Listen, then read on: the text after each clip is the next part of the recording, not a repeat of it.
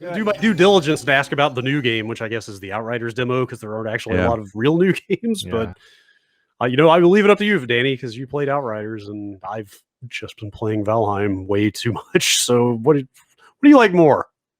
Like Valheim, because it's it's a really, really good game. As someone who's also played both, I'm gonna say Valheim seems like a better game. I was like tentatively kind of curious about Outriders, although not super, and then I saw impressions coming out from that demo, and it's like, Yeah, I had a weird experience with it because it plays like a trick on. It played a trick on me because I really disliked the start of it. And then, like, I've only played the demo, like, through so it gives you the prologue and, like, the first area. Yeah. And by the end of the first area, I was like, oh, no, this is actually doing some fun stuff. Like, there's a lot of, like, stuff here that's not very good, like the dialogue. I've never heard the word ass said as much. It is incredible. The writing and the style in the cutscenes and the voice work all across the board. Yes, it's like the shaky cam. And then I'm playing it on PS5, and all the cutscenes run at 30. Yeah. And all the in-game runs at 60. So it's like you've got this like very jittery, like wartime documentary camera style, like an episode of fucking Cops, but it runs at half the frame rate of the game. So even though, steady 30 is what it is, but the jarring effect of like going from 60 down to 30 for those cutscenes is just like, this looks like double shit. Like, come on, don't. Like it is disruptive. It is hard to look at sometimes. But also just like so there's a moment in that game where you're getting out of a cryopod in the very early parts of that game. And you're getting out of a cryopod in like a war-torn area that's like everything around you has gone to shit. Somehow your cryopod made it 31 years. And as you're getting out, you turn and look over your shoulder, and there's just a sign on the back wall that someone has spray painted on. Fuck you. That's the ultimate. Like, whoa, it's crazy here now. What happened in these 31 years? Oh my God. It's the ultimate in-game graffiti. What else is there to do? Fucking stupid across the board with that stuff. It is so bad. It's kind of amazing, actually. It is like yes. Like you literally could have just spray painted the words in-game graffiti in that spot and it would have accomplished the same thing. Totally. You're absolutely right. You are absolutely right. And so it's just like every bit of dialogue, just the voice work and the way a lot of those lines are read really detracts from, especially you're right, Danny, the prologue is kind of abysmal. And then you get dumped into this part where it's like, all right, now choose a class. And you're like, wait, what? Okay. And it tells you, hey, here's how you're going to heal. Here's what you're going to specialize in with your abilities. Go. And then on the other end of that, when it becomes more of like hey, okay, I've got abilities and other stuff, and now I'm getting more loot and equipping it and stuff. You're like, okay. This is starting to fall into place a little bit. I don't know, though. I don't know, man. Yeah, it doesn't have the sort of open world, essence of like a Division, or like, I guess I haven't played all that much Destiny. That seems maybe more similar to this, where a lot of the levels you're in are kind of, and again, I only played the first area in the prologue. Who knows? You get all this in the demo, and then you can, buy the full game, and you can keep your progress, keep going. But it feels quite instance, the whole thing. Like you're going up to an area, and you can get co-op partners and play. I did the whole thing solo, so I don't know what it's like with other folks. But yeah, it's like very much you play this level, and then you can sort of replay levels if you want for higher loot, because it has this sort of world tier mechanic, which I found useful against the first boss because I was having a bit of trouble with it, where you can basically drop down the difficulty and the loot isn't as good, but you can do it on the fly, like mid-level, whenever you want. Yeah, and it's weird because the combat I've actually quite enjoyed, because it's people can fly, right? And they were working on a bunch of the Gears of War stuff, post. It's a long time since Painkiller was the sort of game you associate with them, but so it's very cover shootery, very like hold X to get to the next cover, shooting over the top. But the weapons, I've enjoyed the shooting in it, and I played as the what was it? The trickster, which I guess was like the melee character. Like so it's get like in, close get out combat type thing, yeah, right? Yeah. And the special abilities that class has are like really cool to pull off. Like you hit R1 and they do like or an L1 and does like a sort of a samurai type swipe, and it just melts every fucker that's around you. Oh, wow. Like, they just like turn to bones and fall apart. There's like a slow down time bubble one, and there's another one where you transport behind people, and it's nifty. Like the combat, I kept me engaged the whole way through the demo, and I was like, not really sure if I keep playing this. But yeah, the opening of that game is, in a weird way, it's like, was this intentional? Were you trying to make me think it was this type of game? And then, because the tonal shift after that cryopod bit, when you're going in the truck, is like, I was laughing. I was like, the truck stuff is just like someone sat down and said, like, let's make like a sci-fi take on the Skyrim opening. Because it's like you and another prisoner in the truck getting driven from one place to the other, and it just, and everything, instead of a dragon coming, the anomaly is coming. Like it is that scene in a lot of ways. Just without Macho Man. Yeah, exactly. So if someone can mod that in, that'd be good. Yeah, yes, the whole intro right up until you pick your class, I thought all that stuff was just like really uneven voice acting, but also just like the action was barely there too. It just seemed weird. I wish that they would let you, well, I guess so when you start a new character, now that you've done the prologue, you can skip all that shit and just go right to the class selection stuff. So I guess that's how they solve this, but you have to pick your class right then and there, and it says you will not be able to change it later. So it's this thing of like, you can kind of read what they are, but you have to get into it. So like I picked Pyromancer, and it's like her, the main ability is you throw up your arms and then a straight line of fire comes out of you, and hits an enemy and burns them. And your melee is like a good, like it's like it actually is almost the Titan Smash, Destiny Titan, like ground pound type thing, except with fire. And they tried to, like, they're trying to make a very active game. They're trying to like say like, let's make a cover shooter, but also force you to be aggressive to move forward. So everyone has a slightly different healing mechanic. So you get health back as the Pyromancer. Like, and basically anytime anyone who has been set on fire by your abilities dies, because if they've been marked by your abilities, you will get health back when they die. And I think for other characters, it's like maybe that samurai swipe gets you health back or something like that, right? Yeah. It also is the cancel. Did you have that as well? Where there's like I think it's cancel or interrupt maybe, where there's one of your abilities is an interrupt against, I guess, higher level characters or bosses or something. Whenever they, because they'll start to do their, there's this whole, the lore is like pretty, with all complicated with this, like here's these soldiers and these humans, and then we used to be on Earth. The altered, and then you're an outsider altered, and it's all a bit like hard to also explain. the intro is that Skyrim bit, but also it's the Mass Effect Andromeda story of Earth was in trouble, so we had to fly somewhere else, and all these people are in cryopods, and we haven't thawed them all out yet.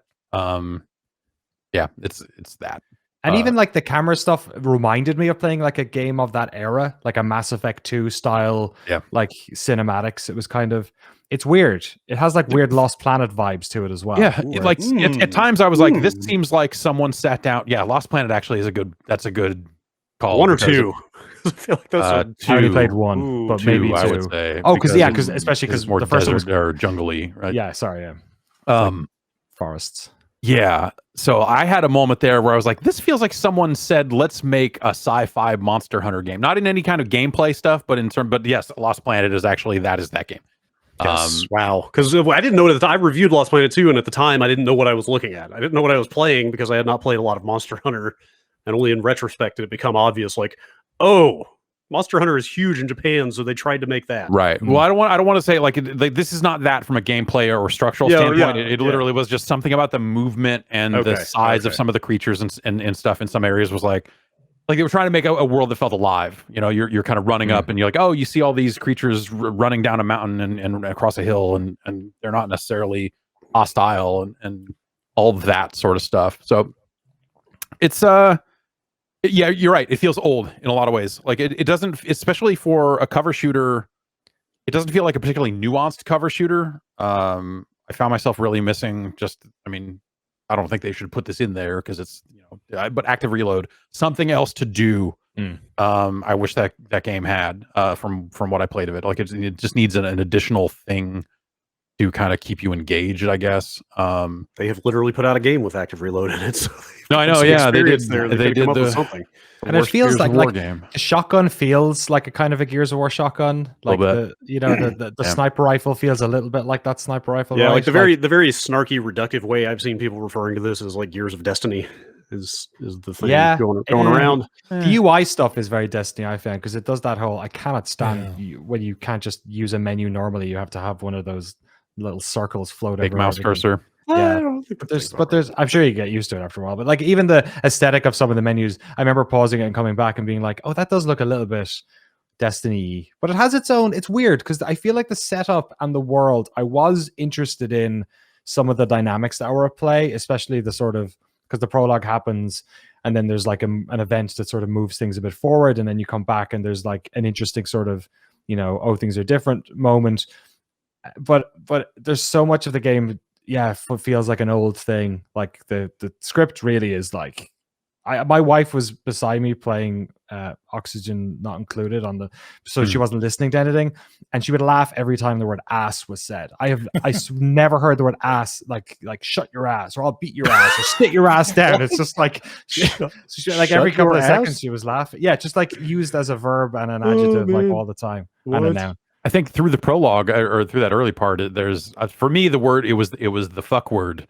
There was like they constantly. It was just like there were just multiple cases, or maybe it felt like there were multiple cases where the only subtitle on the screen just said "fuck" at the bottom of the screen, and what was happening. It was terrible. But yeah, I don't know. It's got a big long tech tree that you get to, and maybe that'll make some of that stuff make a little more sense as you flesh it out. But it feels like a cover shooter that doesn't necessarily want you to use cover because it wants you to be aggressive, because being aggressive is how you heal. So it's the idea of just like, as long as you're in their face doing your stuff, using your abilities, you will heal up as you move forward. And so but it, at the same time, it still feels kind of sluggish and stuck in that like, I'm gonna trudge up to this thing and hit X and get behind it and pop out and good, and then the reload takes forever, and just like all that. I think that's why I want an active reload, is just because the reload time in the game seemed super long. So it just, I don't know. Like it reminds me of Defiance, that bad MMO, in a weird way, which is not from a structural standpoint, but just from that type of sci-fi. So you're saying this kind of sucks. You're saying this game is made for cable? Yeah, absolutely. This game feels very like low tier, like Canadian cable sci-fi series. For sure. This is I think I'll hold out for the Xeno Warrior Princess MMO loot game then. The demo is up though on everything pretty much, so it's worth, if you're half interested, it's worth checking out. It's weird. I feel like conflicted about it because there's so many things about it I didn't like, but I enjoyed the ending of the demo so much more than I enjoyed the start. That, like, to me, it's on this sort of upward trajectory that I'm like, cool. Oh, maybe it gets pretty good afterwards, or maybe if I had a bunch of friends playing, I'd enjoy. But it's it's hard to tell without dropping that extra $60. I'll play the rest of the demo. I didn't actually finish it. I just started on it this morning and got a ways into it. And yeah, like I will probably play through the rest of that stuff, and the progress carries over, which is kind of a nice touch also. But also, I don't think they said that until after I had created the dumbest looking character I could. And I'm like, oh, well, But yeah, I don't know. It's just, the old saying, create characters like no one is watching. That's always the way. How does it look? Like, especially like PS5, does it look next gen-y at all? Like, I feel like we're still in that window where any game comes out on these consoles. It's bad. It looks fine. How is the next gen-ness of it?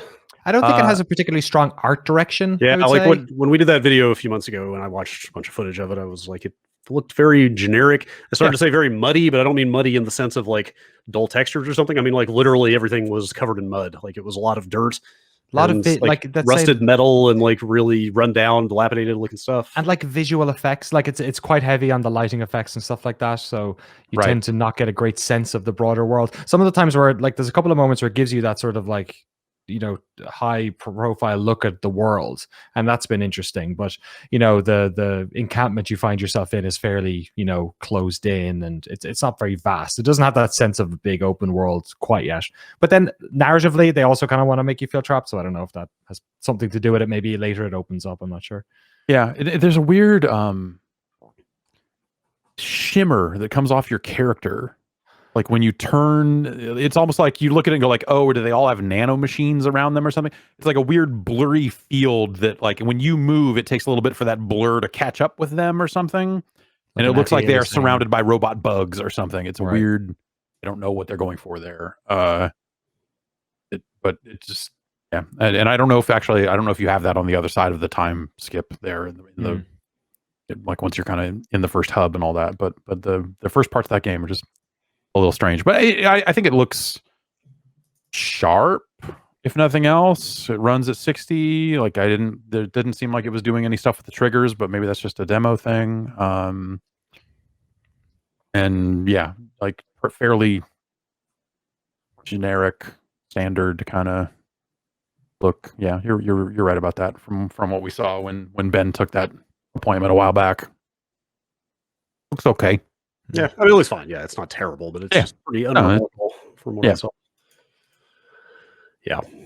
All right. Well, coming soon to a console or PC near you, like April, I think, early April. I think it's end of the month. I think, well, unless they just pushed it back, but I want to say the PlayStation Store says March 31st. I thought it was out now. Gosh. I'm thinking of it. Was supposed to be out in December, April 1st. This says so. Yeah. Catch it. People can fly. Dick tits. Warsaw's Gears of War studio. Well, they probably did. Did they do Bulletstorm stuff as well? Yep. Yes, that was them. That's them. Oh, they just did Bulletstorm. Yeah. Yes. I like Bulletstorm. Yeah, it's all right. It's fine. So also has a certain script issue. Yes. Yeah. Yes. Yeah. So, but not like this. This almost feels like they wanted to go in that direction, but didn't go far enough, or it's mired in this middle ground of like, we're just going to curse, but not really. It's not applied cursing. It's just they dumped on the swear words and said, all right, now it's edgy or something. It's I don't know. Sprinkle some more ass in there. Now you're talking. Yeah. Yes. All my favorite video games got ass. Can never have enough.